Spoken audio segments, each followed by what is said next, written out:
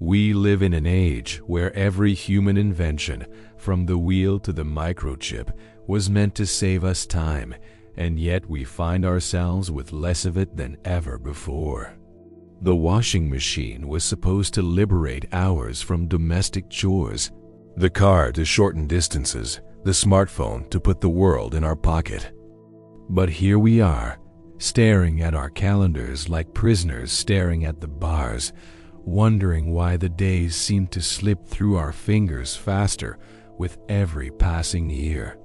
They call it time poverty, a strange condition of having enough money, enough resources, sometimes even enough opportunities, yet not enough hours to feel like we're truly living. It's not just that we're busy. It's that our busyness feels hollow, unchosen, and relentless. Somewhere along the way, time itself became a currency we can't seem to earn back, no matter how hard we work. The tragedy is that this scarcity of time isn't evenly distributed. The poor are time poor because survival eats their hours. The wealthy are time poor because ambition devours theirs. The middle classes are caught in between, constantly chasing the mirage of free time, just beyond the next project, promotion, or vacation. It is a hunger that no calendar app can feed. What's most sinister is that time poverty isn't simply about hours and minutes, it's about perception. Studies have shown that when you feel rushed, even if your actual workload is manageable, your brain treats time as a depleting resource, like a glass of water with a hole in the bottom. That constant sense of loss makes you guard your time so fiercely that you paradoxically lose the ability to enjoy it. It's the cruelest trick. You could have an entire Sunday free, yet spend it checking the clock, worried you're not using it right, until the day feels as cramped as a Monday morning commute. In ancient cultures, time was something you lived within, not something you managed.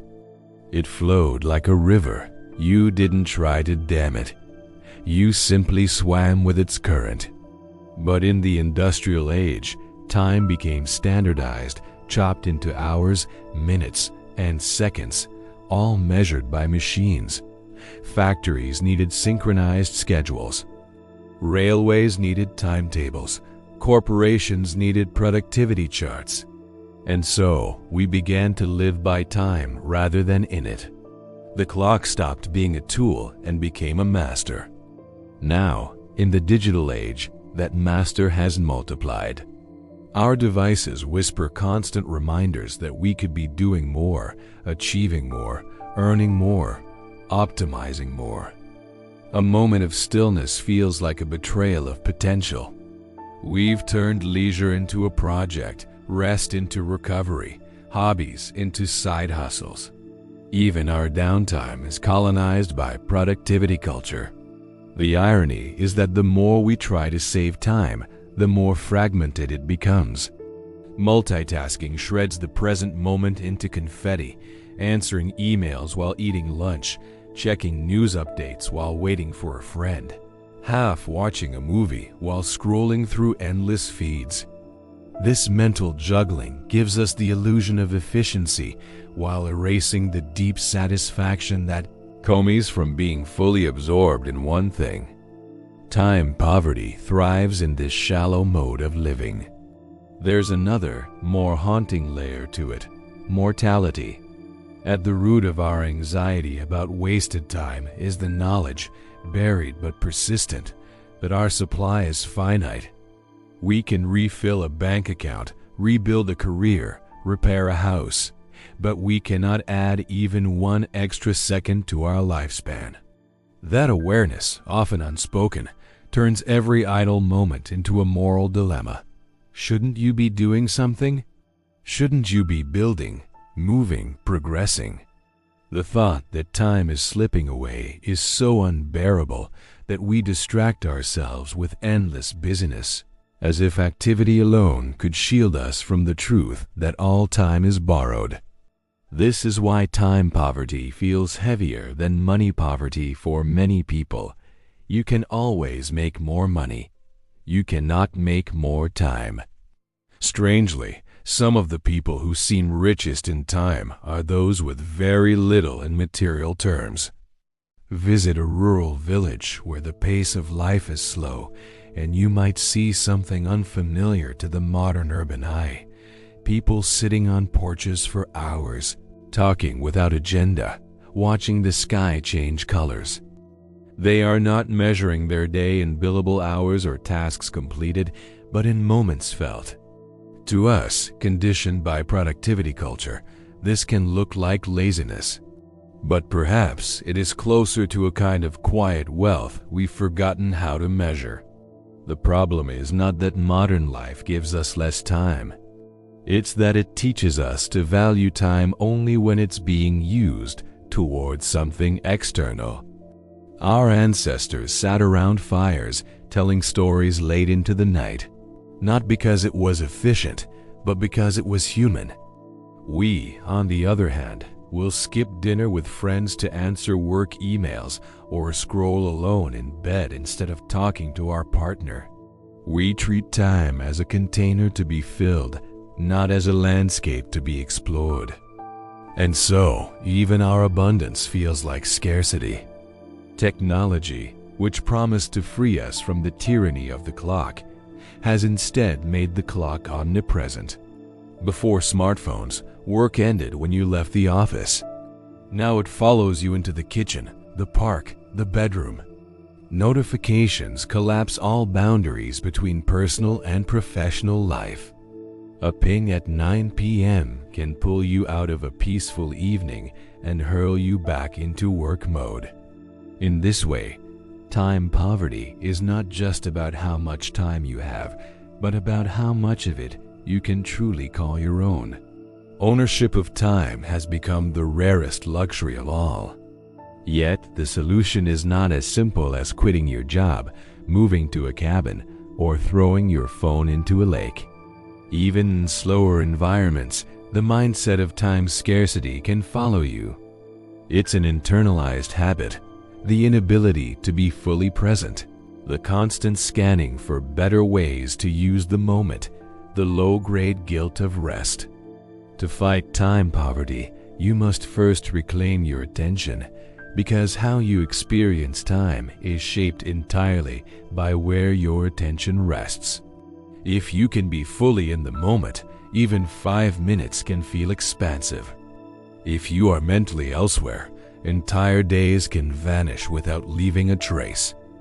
This is why mindfulness practices, though often commodified, strike at something deeply true.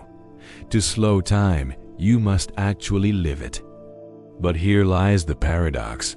We want more time so we can live more fully, yet in our desperation to make the most of it, we end up squeezing the life out of the present. We turn every moment into a means to an end, a step toward a future that will never feel like enough. The present becomes merely a waiting room for the next thing. And so the days blur, the years vanish, and we wake up wondering where our life went. We confuse motion with meaning, filling every empty space in our calendars as though the blank moments were dangerous, as though stillness itself was a threat to our worth. But time poverty is not simply about how many hours you work or how much you rest. It's about the mental texture of your life, the way your mind experiences time. You can be objectively less busy than someone else and still feel trapped in a suffocating rush if your attention is perpetually fragmented. Psychologists like Cassie Mogelner have shown that people who feel time affluent are not those with fewer obligations, but those who consciously allocate time toward experiences they value. Yet our culture makes this choice difficult. Every spare moment is an opportunity for monetization, optimization, or consumption. We have learned to see idleness not as rest, but as lost productivity, to treat time as a currency we are constantly at risk of wasting. This mindset corrodes our ability to live fully. Imagine life as a canvas. If every inch is covered in hurried strokes, there is no room for the subtle shadows and empty spaces that give meaning to the picture. Ancient wisdom traditions, from Buddhist mindfulness to the Christian concept of Sabbath, understood this.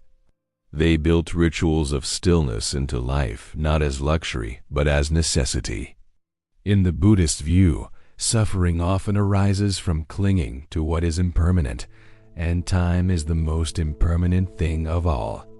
Our frantic pace is in part an unconscious rebellion against this impermanence, as though by filling every moment we can outrun the awareness of our mortality. But the truth is that the more we run, the more the days blur and the faster life seems to pass. Modern neuroscience even confirms this.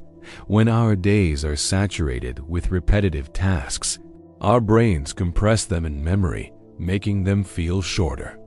The irony is cruel. In trying to squeeze the most out of our days, we actually make them vanish faster in recollection.